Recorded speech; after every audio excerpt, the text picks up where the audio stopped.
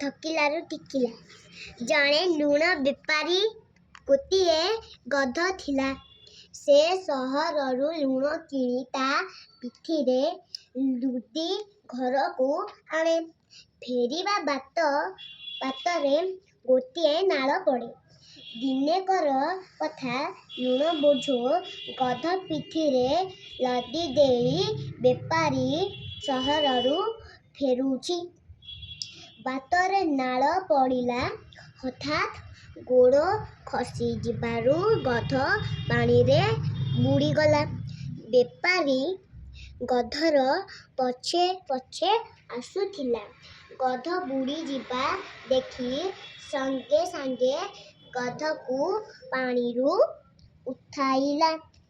ମାତ୍ର ସେତେବେଳକୁ ଅଧା ଲୁଣ ପାଣିରେ ମିଳାଇ ଯାଇଥିଲା। ଫଳରେ ଗଧର ବୋଝ ହାଲୁକା ହୋଇଗଲା। ଗଧ ମନେ ମନେ ଭାବିରି ଖୁସି ହେଲା। ଆଉ ଦିନେ ସେମିତି ବେପାରୀଟି ଗଧ ପିଠିରେ ଲୁଣ ଧରି ଫେରୁଥାଏ।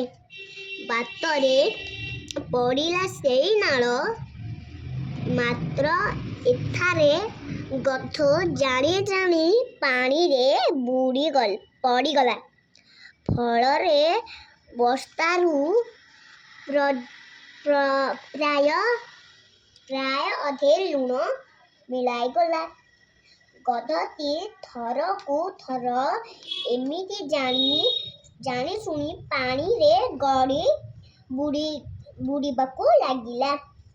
ବେପାରୀର ଅନେକ ହାନି ହେଲା। ଦିନେ ବେପାରୀ ଜଣ ଗଧକୁ ଉଚିତ ଶିକ୍ଷା ଦେବାକୁ ଠିକ୍ କଲା। ସେଦିନ ଲୁଣ ବଦଳରେ ତୁଳା ବୋଝ ଲଦି ଦେଲା ଗଧ ପିଠିରେ। ଗଧ ତ ଆଗରୁ ଥକିଛି। ପୁରୁଣା ଖୋଇଯିବା କୁଆଡ଼େ? ଫେରିଲା ବାଟରେ ସେଇ ନାଳ ପଡ଼ିଲା।